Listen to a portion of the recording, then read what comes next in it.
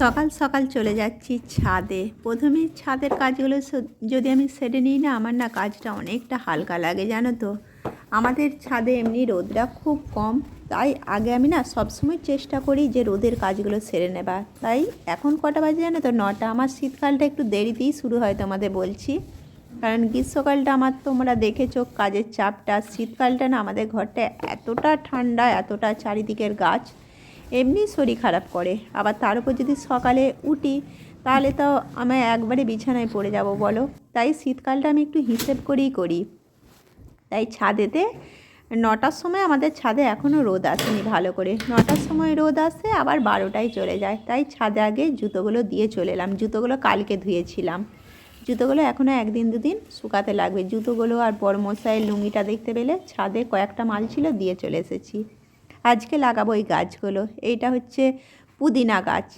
যে পুদিনা পাতাগুলো শরবত করেছিলাম তার ডালগুলো দেখো এইভাবে জলে ডুবিয়ে রেখেছিলাম, কেমন বেরিয়ে গেছে। আজকে এগুলো লাগাবো।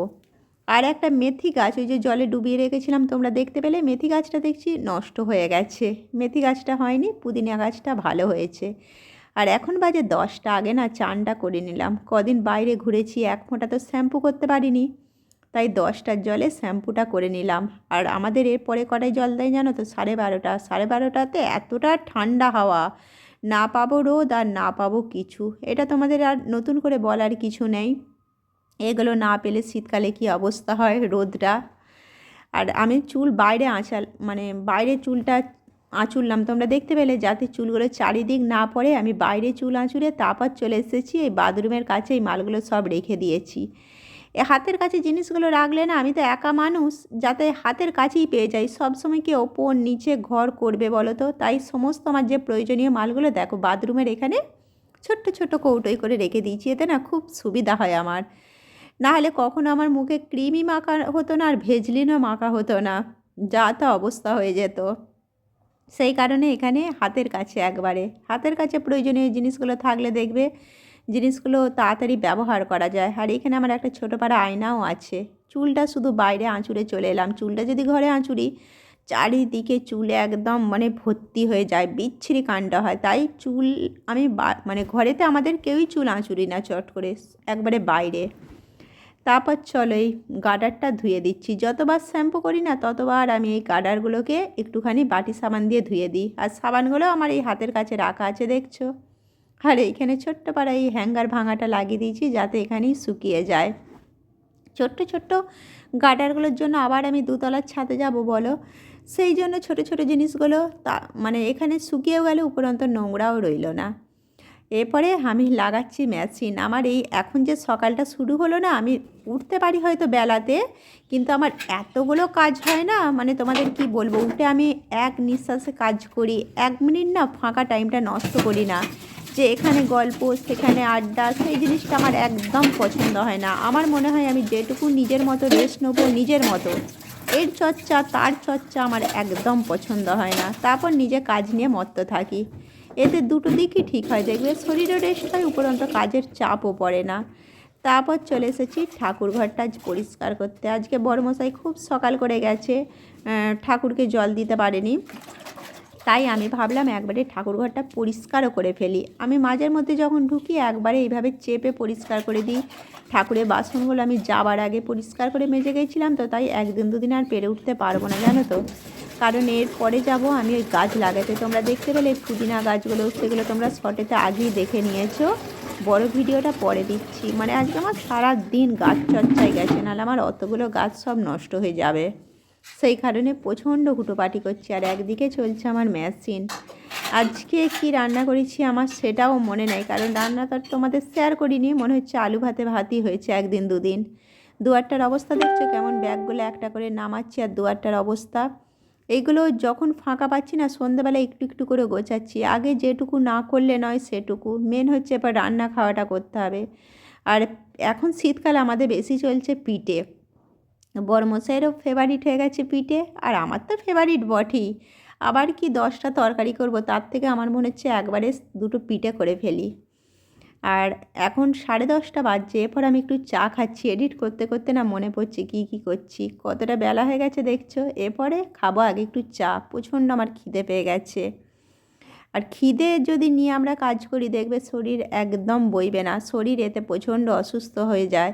এগুলো আমার সাথে হয়েছে বলেই তোমাদের বলছি। সেই কারণে আমি খাবার টাইম টেবিলটা ঠিক রাখার চেষ্টা করছি। একদিন দুদিন আবার এদিক ওদিক হয়ে যাচ্ছে, আবার একটুখানি যখন মাথা ঝিমঝিম করছে আবার মনে পড়ছে না আমার এর কারণে হচ্ছে, আগে আমাকে এইগুলো ঠিক রাখতে হবে, তবে আমি কাজটা করতে পারবো। এটা দেখবে নিজেকে নিজে ঠিক করে নিলেই হবে। এটা তো 10 জনকে আমার বলে ঠিক হবে না, আর 10 জনের সাথে আলোচনা করলেও আমার নিজের শরীরটা ঠিক হবে না। তাই সবসময় না আমি নিজের সাথে নিজে কালচার করি যে আমার এর ফলে এগুলো হচ্ছে, এই ভুলটা করেছি বলে আমার এটা হচ্ছে। আমার সবসময় না খাওয়াটাই হচ্ছে আমার প্রচুর প্রবলেম, 4টে বেজে যায়, কোনো দিনে হয় না সকালে খাওয়া, সেই কারণে প্রচুর শরীরে প্রবলেম হয়। সেই জন্য আমি নিজের কাছে প্রতিজ্ঞা করি যে আগামী টাইমে খাবারটা করে নেব, তারপর সারাদিন কাজটা করব। এইভাবে অনেকটা দেখতে পাচ্ছ হয়েও যাচ্ছে চেষ্টা করে করে অনেকটা। আর এই যে হটপটটা এটা না রুটি নিয়ে গেছিলাম, নিয়ে যাওয়ার পরে তো আর তাড়াতাড়ি করে পরিষ্কার করা হয়নি, তাই একটু একটু করে সব পরিষ্কার করছি। আর আজকে ওই যে চাল ভিজিয়ে দিয়েছি, চালটা না আমি রাত্রেই ভিজিয়ে দিয়েছিলাম। ওইদিকে দেখতে পেলে চা বসিয়ে দিয়েছি আর দুধ গরম বসিয়ে দিয়েছি। চালটা রাত্রে ভিজিয়ে দিয়েছিলাম, এরপর বাঁটবো চালটা। তার আগে আমার ওইদিকে মেশিন চলছে, এতগুলো মানে আমি একা হাতে হিসেব করে এতগুলো কাজ করি না যে সেটা আর বলার কথা নয়। একদিকে চলছে আমার মোটর, ওপরের ট্যাঙ্কিতে জল ভর্তি হচ্ছে। একটু হিসেব করলে দেখবে আমরা একা হাতে অনেকগুলোই চাইলে কাজ করতে পারি। আর ওই গোছ গাছগুলো দেখতে পেলে তোমরা, একটা করে গোছ গাছও আমি এর ফাঁকে সারছি, কারণ গ্যাসের কাছে তো আমাদের দাঁড়িয়ে থাকার কোনো প্রয়োজন নেই। গ্যাসের কাছে কি হাঁ করে দাঁড়িয়ে থাকবো বলো? গ্যাসের কাছে দাঁড়িয়ে থাকা মানে বেকার টাইমটা নষ্ট। আমি একটা করে বসিয়ে দিই আর গ্যাসটা কমিয়ে দিয়ে এক্সট্রা আমি অনেক কাজ সারি। এইভাবে আমার অনেকগুলো কাজ হয়ে যায়, নাহলে আমি পারতুমই না টাইমের আগে এতগুলো কাজ সারতে। আর এই যে ছোটো ছোটো কৌটোগুলো গোছাচ্ছি দেখছো, যাবার আগে যেখান থেকে যা পেরেছি নিয়ে গেছি বার করে, এই জোয়ান বলো, তারপরে ওই জিরে নুন যেগুলো সব গ্যাস অম্বল হলে রাস্তায় প্রয়োজন সব নিয়ে গিয়েছিলাম। সেই কৌটোগুলোকে ধুয়ে ধুয়ে আস্তে আস্তে করে গোছাচ্ছি। আর যাবার সময় তো ঠিকও ছিল না কোথায় কি রাখছি, যেখানে সেখানে রেখে চলে গিয়েছিলাম।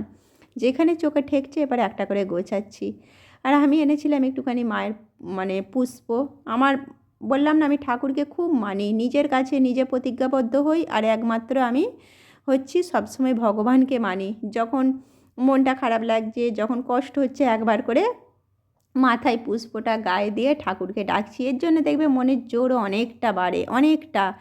আগে আমি যেমন ছিলাম না, এখন 90% মনে হয় নিজেকে অনেকটা নিজেকে নিজে কন্ট্রোল করতে পেরেছি। সব দিক থেকে লড়াই করা বলো, সব সব দিক থেকে শক্ত হওয়া।